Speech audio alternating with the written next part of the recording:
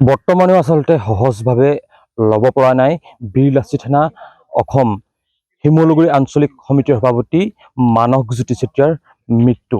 যিহেতু এই যি মানসজ্যোতি চেতিয়াৰ মৃত্যু, সেই মানসজ্যোতি চেতিয়াৰ মৃত্যু বৰ্তমানেও এক ৰহস্যজনক অৱস্থা। আৰু আজি মানসজ্যোতি চেতিয়াৰ তিলনি, আৰু তিলনি দিনা আমি যিহেতু নাজিৰাৰ ৰদৈ পুখুৰীৰ আদাবাৰী গাঁৱত আমি উপস্থিত হৈছোহি। আৰু যিহেতু আজি তিলনিৰ দিনা তেওঁলোকৰ গাঁৱৰ ৰাইজে মিলি তেওঁক য'ত সমাধিস্থ কৰা হৈছিল, তেওঁক য'ত মৈদাম দিয়া হৈছিল, সেই ঠাইডোখৰ আচলতে এইদৰে তেওঁলোকে সুন্দৰকৈ চাফ চিকুণ কৰিছে। যিহেতু তিলনিৰ দিনা যিহেতু কিছু নীতি নিয়ম থাকে, যিহেতু এই ঠাইডোখৰতেই এই বীৰলাচিত সেনা অসমৰ যিজন শিমলুগুৰি আঞ্চলিক সমিতিৰ সভাপতি মানসজ্যোতি চেতিয়াক ইয়াত সমাধিস্থ কৰা হৈছিল, মৈদাম দিয়া হৈছিল। আৰু এটা কথা ক'ব লাগিব, মানসজ্যোতি চেতিয়াই যিহেতু যোৱা 19 জুলাইৰ পৰা বানপীড়িত ৰাইজৰ বাবে অহৰ্নিশে কাম কৰি আহিছিল, কিন্তু এক আচলতে ৰহস্যজনক মৃত্যুক তেওঁ আঁকোৱালি ক'ব লাগিব। আৰু তাৰপিছত ইতিমধ্যে আমি দেখিবলৈ পাইছোঁ আৰক্ষীয়ে এই ক্ষেত্ৰত ইতিমধ্যে তদন্ত আৰম্ভ কৰিছে। আৰু লগতে যিহেতু যোৱা নিশা আবিদুৰ ৰহমান নামৰ এজন ব্যক্তিকো ইতিমধ্যে আৰক্ষীয়ে আটক কৰিছে। আৰু এটা কথা ক'ব লাগিব, কালিৰ দিনটোত যিহেতু শিৱসাগৰৰ SSP পাপৰি চেতিয়া এই মানসজ্যোতিৰ বাসগৃহলৈ আহিছিল আৰু পৰিয়ালৰ লোকৰ সৈতে কথা পাতিছিল। আৰু এটা কথা ক'ব লাগিব, কালিৰ দিনটোত যিহেতু DIG যিহেতু কংকনজ্যোতি শইকীয়াই মানসজ্যোতি শইকীয়াৰ আচলতে য'ত পথ দুৰ্ঘটনা সংঘটিত তেওঁ আচলতে মৃত্যুক আঁকোৱালি লৈছিল, তেওঁ ৰহস্যজনকভাৱে য'ত তেওঁক উদ্ধাৰ কৰা হৈছিল, সেই ঠাইডোখৰ তেওঁ প্ৰত্যক্ষ কৰিছে কালি বিয়লিৰ ভাগত।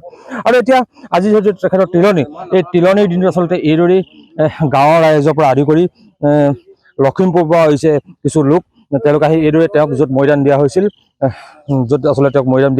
সেই ঠাইডোখৰ এইদৰে তেওঁলোকে ৰক্ষণাবেক্ষণ দিয়া হৈছে। আৰু ঘৰত যি আচলতে তিলনিৰ কাম কাজ, সেই তিলনিৰ কাম কাজসমূহ কৰি থকা হৈছে। আমি কথা পাতিবলৈ চেষ্টা কৰিম। যিহেতু দাদা যদি অলপ আগুৱাই আহে, যিহেতু মানসজ্যোতি চেতিয়া বীৰলাচিত সেনা অসমৰ শিমলুগুৰি আঞ্চলিক কমিটিৰ সভাপতি আছিল, আৰু তেওঁ আচলতে ৰহস্যজনক অৱস্থাত আচলতে মৃত্যু সাবটি ল'লে।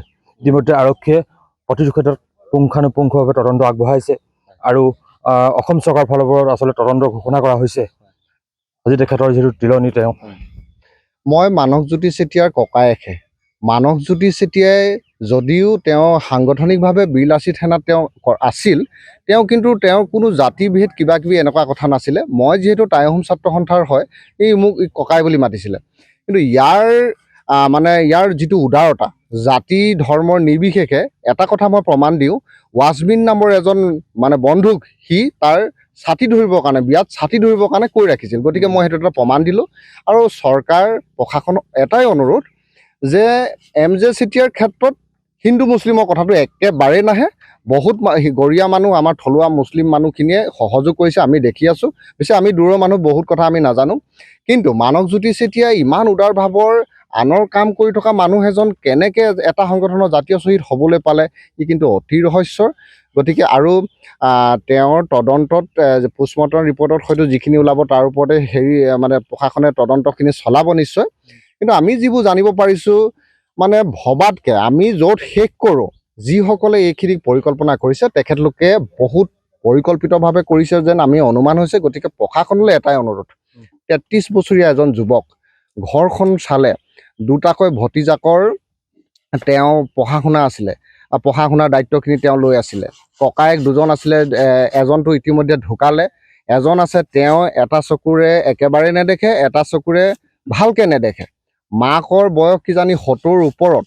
গতিকে ঘৰখনৰ এতিয়া ছ'চিয়েল মিডিয়াত দেখি আছোঁ যে আগফালৰ চোৱা তেওঁ অৰ্ধ সম্পূৰ্ণ বুলি আছে। এই দুদিনমানৰ আগত সেই চলা টিং লগাইছে। পিছফালটো চাবচোন, কেৱল মাত্ৰ 4 চলা নে 5 চলা টিংহে ওপৰত লাগি আছে, পিছফালৰ চোৱা অৱস্থা নাই। তেনে এখন ঘৰৰ এটা ল'ৰাই এটা বানপীড়িত মানুহক ঘৰ বনাই দিয়াটো তেওঁৰ দুখ হ'ল নেকি? তো মই ককায়েকে তেনেকৈ ভাবিছোঁ। তো গতিকে ক'বলৈ আৰু ভাষা পাবকৈ নাই। কালি দেখিছোঁ, আমি কালিৰ দিনো দেখিছোঁ, যিহেতু শিৱসাগৰ SSP পাপৰি চেতিয়া আহিছে কালি ঘৰখনলৈ। আৰু যিহেতু DIG কংকনজ্যোতি শইকীয়া, তেওঁ আচলতে মানসজ্যোতি চেতিয়াক য'ত আচলতে উদ্ধাৰ হৈছিল ৰহস্যজনক অৱস্থাত, সেই ঠাইডোখৰ পৰিদৰ্শন কৰিছে। কিন্তু তাৰপিছত আচলতে এতিয়া আৰক্ষীৰ তদন্তটো আপোনালোকে কেনেকুৱা হোৱাটো বিচাৰে, আৰু দোষীয়ে কেনেকুৱা শাস্তি পাব বিচাৰে? মই লখিমপুৰৰ মানুহ, মই ইয়াত স্থানীয় কথাবিলাক ক'ব নোৱাৰিম। মই এটা কথা জানো, মানসজ্যোতি চেতিয়াৰ ইমান বন্ধু সহযোগী আছে, কিছুমান কথা মিডিয়াৰ আগত ক'ব নোৱাৰি মই অনুৰোধ জনাইছোঁ তেখেতলোকে গৈ আমাৰ আৰক্ষী অধীক্ষক যি পাপৰি চেতিয়া বাইদেউ আছে তেখেতক গৈ ব্যক্তিগতভাৱেও যদি কোনোবাই তথ্য দিয়েগৈ তেওঁলোকে দিয়ক মানসজ্যোতি চেতিয়াৰ প্ৰকৃত ৰহস্যটো ওলক কাৰণ এই দুৰ্ঘটনাৰ নামত মুখত এটাও দাগ নোহোৱাকৈ তেওঁৰ মানে মাথাৰ ভিতৰখিনি গোটেইখিনি ইমানকেই জখম হৈছে ইয়াক কেতিয়াও সম্ভৱ হ'ব নোৱাৰে আৰু ই আমাৰ লগত বহুত কাম কৰা ই ঐতিহাসিক মৈদাম বিচাৰি ঘূৰি ফুৰিছিল ই মানে এই অঞ্চলৰ ঐতিহাসিক অঞ্চলবিলাকক প্ৰত্নতাত্ত্বিক পুৰাতত্ত্ব বিভাগৰ লগত যোগাযোগ কৰি মানে ইতিহাসক সুপ্ৰসিদ্ধ কৰিব বিচাৰিছিল এই কাষতে থকা যিটো আমাৰ পুখুৰীটোৰ নাম কি আছিলে ৰদৈ পুখুৰীৰ পাৰত এটা দৌল আছিল সেই দৌলৰ ইতিহাস তেওঁ বিচাৰি ফুৰিছিল চাওলুং চুকাফাই যেতিয়া অস্থায়ী ৰাজধানী চন্তকত পাতিছিলে আজি তাৰিখত সেই মানে ৰাজধানীৰ অস্থায়ী ৰাজধানীৰ ঢাপকেইটাহে চৰকাৰী হৈ আছে মাজৰ ডোখৰত শ্মশান হৈ আছে ইত্যাদি কথাবিলাকত তেওঁ বৰ মনোনিৱেশ কৰিছিল তো গতিকে তেনে এজন ল'ৰাৰ ক্ষেত্ৰত কি হ'ল বুজিয়ে নাপালোঁ তেওঁৰ এটা উক্তি মোৰ মনলৈ আহিছিল ককাইদেউ কোনোদিন জাতীয়তাবাদৰ দাগ আহিবলৈ দিলেও যদি সেই জাতীয়তাবাদৰ দাগ আহে তেতিয়া নিজৰ তেজেৰে ধুম তেওঁ তেনেকৈ কোৱা এজন ল'ৰা বুজি নাপালোঁ বাকীখিনি ধন্যবাদ ধন্যবাদ দিছোঁ আৰু এইদৰে তেওঁলোকে আচলতে এই যি মানসজ্যোতি চেতিয়াৰ যি মৈদাম ক্ষেত্ৰ সেই মৈদাম ক্ষেত্ৰ আজি তেওঁলোকে এই তিলনিৰ দিনা তেওঁলোকে এইদৰে চাফ চিকুণ কৰিছে যিসমূহ নিয়ম আছে তিলনিৰ দিনা তেওঁলোকে সেই কাম কাজসমূহ কৰিছে আৰু তেওঁলোকৰ যে দাবী আৰক্ষী প্ৰশাসনক তেওঁলোকে দাবী জনাইছে তেওঁৰ যিহেতু যি ৰক্ষসূচক মৃত্যু ঘটনা আচলতে দোষীয়ে উপযুক্ত শাস্তি পাওক তেওঁলোকে তাকে কামনা কৰিছে আমি আৰু কথা পাতিবলৈ চেষ্টা কৰিম যিহেতু এই যি মানসজ্যোতি চেতিয়া চমুকৈ সেই এম জে আচলতে এই মৃত্যুক এতিয়া সকলোৱে সহজভাৱে আঁকোৱালি ল'ব পৰা নাই যিহেতু মানসৰ আচলতে খোৰাক আছে যদি সম্ভৱ হয় আমি কথা পাতিবলৈ চেষ্টা কৰিম কি ক'ব যিহেতু দাদা যি মানসজ্যোতি চেতিয়াৰ এই যি মৃত্যু এই মৃত্যু এতিয়া কোনোৱে আচলতে সহজভাৱে মানি ল'ব পৰা নাই আজি তিলনি কমনো কি সি সমাজৰ কাৰণে ওলাই গৈছে যোৱা 19 তাৰিখৰ দিনাখনি প্ৰথম ৰিলিফৰ কাম আমি আৰম্ভ কৰিছোঁ নেকি যেতিয়া মানে এই অঞ্চলটোত আমাৰ নাজিৰা সমষ্টি বিহুবৰ আৰু শিমলুগুৰি এই অঞ্চলটোত যেতিয়া গাড়ী অহা নাছিলে সেইখিনি সময়ত আমি একোকাল পানীত গৈ পিনি আমি ৰিলিফ দিছিলোঁ প্ৰথম আমিয়ে আৰম্ভ কৰিছিলোঁ তাৰপৰা সি লাগি থাকিলে বাৰু আমি সমাজৰ ক্ষেত্ৰত ইমান ঘূৰিব নোৱাৰোঁ টাইমো দিব নোৱাৰোঁ ওলাই গৈছিলে সি সেইদিনাখনি দিনত কথাও হৈছিলে আমাৰ গৈ তেনেকৈ ৰহস্যজনকভাৱে মৃত্যু হ'ল আৰু আমাৰ সন্মানীয় মুখ্যমন্ত্ৰী ডাঙৰীয়ালৈ এটাই অনুৰোধ যাতে এই কি কয় আইনী প্ৰক্ৰিয়াটোত যাতে সোনকালে কৰে তাৰ বাবে অনুৰোধ জনালোঁ যেন লেহেমীয়া হৈ গৈ নাথাকে দুখীয়া গোষ্ঠীত শাস্তি পোৱাটো আমাৰ পৰিয়ালবৰ্গই বিচাৰিছোঁ সেয়াই আৰু আচলতে কোনোৱে আচলতে তেওঁৰ এই মৃত্যুক সহজভাৱে আঁকোৱালি ল'ব পৰা নাই আজি যিহেতু তেখেতৰ তিলনি এই তিলনিৰ দিনটোতো সকলোৱে এটাই আশা কৰিছে